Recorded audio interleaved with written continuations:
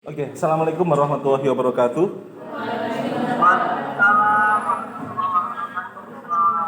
Oke, makasih waktunya teman-teman. Kita lanjut materi kontrak drafting. Jadi kontrak drafting itu adalah manakala kita mediasi, manakala kita negosiasi, hasil akhirnya adalah merancang kontrak perjanjian. Merancang kontrak, suatu kesepakatan itu harus ditulis dalam suatu kontrak tertulis agar itu mengikat kedua belah pihak, teman-teman. Maka konsepnya kontrak drafting itu kita harus melihat identitas para pihak, kemudian kita bicara juga tentang klausul-klausul yang diperjanjikan. Dan ingat teman-teman, dalam merancang kontrak tadi itu harus tetap sesuai dengan peraturan yang menjadi dasar hukum tentang perjanjian tersebut, teman-teman.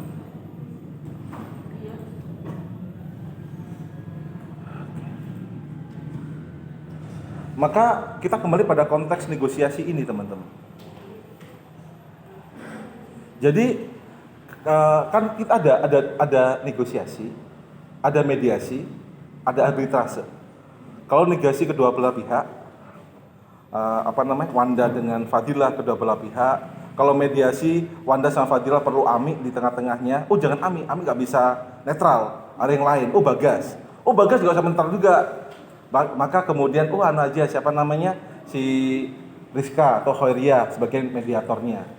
Kalau arbitrase konsepnya pada bidang perdagangan, teman-teman. Pada bidang perdagangan itu memerlukan pihak ketiga yang nama kita sebut sebagai arbitrase. Perlu pihak ketiga, Arvina, tapi dalam konteks bidang perdagangan itu arbitrase. Maka kemudian kita kembali pada konteks negosiasi ini, teman-teman. Pada dasarnya mediasi itu negosiasi. Pada dasarnya mediasi itu negotiate, bergaining, tawar-menawar. Jadi negosiasi itu merupakan sarana bagi para pihak untuk mengadakan komunikasi dua arah yang dirancang untuk mencapai kesepakatan sebagai akibat perbedaan pandangan atau perbedaan kepentingan. Maka konsep negosiasi itu adalah cara, Bagas, untuk bisa mengambil titik kesepakatan antara kedua belah pihak yang berbeda pandangan atau berbeda kepentingan. Ingat, di dalam negosiasi itu kepentingan ada dua. Ada perbedaan persepsi, ada perebutan sumber daya.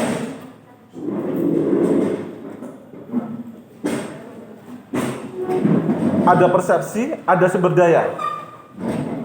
Rizka santai aja, itu adiknya Rizka. Rizka adiknya ada. Tidak apa-apa, saya juga punya anak kok, normal. Oke, kita kembali. Tidak apa-apa Rizka, fine, tidak apa-apa. Senang saya kok, malah kalau anak belajar itu suka malah. Kembali Rizka, suara saya kedengaran kan? Kembali di sini teman-teman. Maka negosiasi konsepnya itu pada dasarnya itu untuk mencapai kesepakatan. Maka ada bergaining, ada bergaining.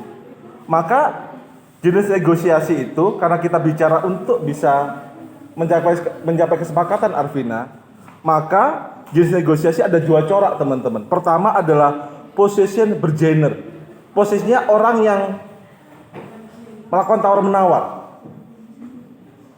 Bisa jadi posisinya itu karena kawan, karena sahabat, atau teman ngopi.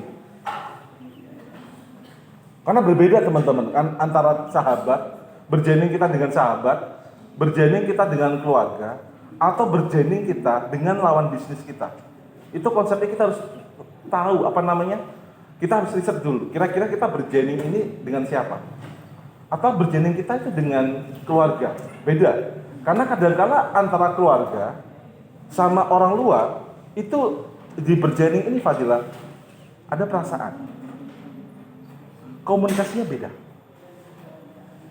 Kalau Arvina dengan teman santai gitu. Tapi dengan lawan bisnis atau dengan keluarga beda lagi. Karena kita bicara kadang-kala ada feeling yang berbeda, komunikasinya berbeda. Kadang-kala Bagas bicara sama orang lebih tinggi, mungkin Yai yang di Mojokerto atau Yai yang di mana, tawar-menawar berbeda karena posisinya berbeda. Maka teman-teman, manakala kita negosiasi, sebelum kita merancang suatu kontrak, teman-teman harus lihat position your bergainer, your position. Apakah teman-teman posisinya diuntungkan, ataukah teman-teman posisinya itu mungkin kurang menguntungkan? Teman-teman lihat seperti itu. Kedua, Hard possession bergener, keras itu. Ada yang lunak, karena kita bicara dengan teman, dengan keluarga lunak. Yang kedua, hard possession bergener, keras. Sangat mungkin menemui deadlock akibat adanya tekanan atau ancaman. Yang kemarin teman-teman, kan pola komunikasinya ada dua. Apakah negosiasi itu adalah partisipatif, distributif partisipatif, atau kita ingin dapatkan kue yang lebih besar? Negosiasi kompetitif. Jadi negosiasi ada dua. Negosiasi juga teman-teman ada dua. Apakah negosiasinya itu bicara tentang kompetitif? Kompetitif maknanya kita ingin dapat bagian yang lebih besar. Kalau kita ingin dapat bagian lebih besar, contoh, kita ingin dapat tanah 70%, maka lebih keras. Maka komunikasinya itu menggunakan pola komunikasi kompetitif, lebih strike, lebih bertahan untuk kita dapat bagian lebih besar. Berbeda kalau pola komunikasi negosiasinya itu teman-teman karisma itu adalah dengan cara pola komunikasi tentang distributif. Kalau distributif yang penting saya dapat bagian 50-50, 45-25, ataupun kita yang penting dapatlah walaupun cuma dikit. Maka di sini teman-teman ada yang lunak, ada yang hard, keras. Kalau keras itu berarti maka yang paling efektif adalah perpaduan keduanya. Yakni adalah menggunakan pola komunikasi ada kompetitif, ada distributif. Tengah-tengahnya itu teman-teman. Kalau kita bicara pola win-win solution, karena kan konteks negosiasi itu kita mencoba untuk mendapatkan win-win solution, mendapatkan bagian yang sama besar.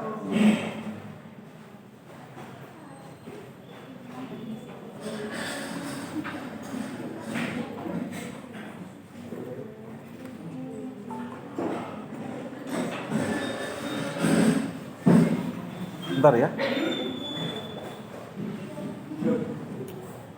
Rizka ada pertanyaan dari sini ya Rizka? Yang di kelas ada pertanyaan dulu dari sini. Kita lanjut lagi ya. Yang masuk langsung masuk aja, gak usah rame.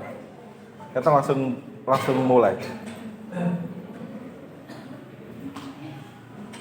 Rizka kalau ada pertanyaan silakan ngomong ya Rizka ya. Korea juga, Koi dan lain-lain yang di meet atau yang di kelas juga kalau ada pertanyaan teman-teman langsung aja bertanya. Kita lanjut teman-teman. Ingat, karena negosiasi ada dua, ada distributif atau kompetitif. Kalau kompetitif berarti kita ingin dapat kue lebih besar. Kalau distributif berarti kita ingin dapat win solution. Yang terbagus apa Pak Basuki? Tengah-tengahnya. Kita ambil kompetitifnya dulu, baru pola komunikasinya turun. Jadi di dalam negosiasi atau mediasi itu yang terpenting adalah komunikasi, pembicaraan. Jadi dalam negosiasi itu tidak langsung to the point, tidak langsung kita itu bicara pembagian, tetapi ada pola komunikasinya Fadila. Kita perkenalan diri, baru kemudian kita penawaran paling berat. Setelah penawaran paling berat, baru kemudian kita turunkan pembagian kepentingannya Fadila. Keras dulu Fadila, keras dulu.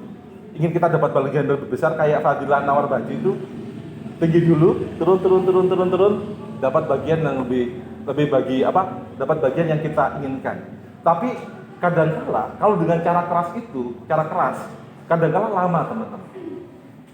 Dengan cara hard ini keras, lama. Pilihan akan mudah diterima bila dilandasi adanya kriteria objektif seperti scientific judgment, peraturan perundang-undangan atau nilai pasar. Maka mediasi itu tidak lepas dengan undang-undang. Negosiasi itu tidak lepas dengan peraturan perundang-undangan. Maka konsepnya Anda sebagai negosiator biasanya background-nya ada orang hukum, ada non hukum. Untungnya yang sebagai mediator atau negosiator adalah orang hukum. Dia bisa menekan dengan cara peraturan perundang-undangan. Pak Basuki, saya tidak talak istri saya Pak Basuki. Secara agama, maka saya sah untuk menikah lagi dengan orang lain, baru dia kemudian nikah dengan orang lain, baru kita bisa bersatu kembali. Kan itu posisinya dia teman-teman. Maka kita pegang peraturan, sesuai aturan Pak. Peraturan undang-undang perkawinan, Bapak tidak dianggap cara talak 3 sebelum ada putusan pengadilan agama. Sebelum Bapak itu ada penetapan atau yang berhubungan dengan putusan pengadilan. Bapak tidak bisa dianggap cerai talak 3, tak gitu kan? Karena teman-teman, kadang-kala orang itu menggunakan hukum lain di luar hukum positif. Maka, dalam negosiasi sama mediasi, tekankan pada peraturan perundang-undangan untuk menemukan lawan.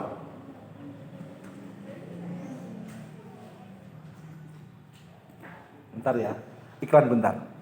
Kalau Meet seperti ini teman-teman, klik-klik gitu. Kalau Zoom enak. Tapi Zoom saya banyak banyak kritikan karena mengambil paket terlalu banyak. Oke, kita lanjut teman-teman. Silakan masuk. Nah, tahap penyusunan teman-teman. Setelah kita negosiasi, kalau kita sudah sepakat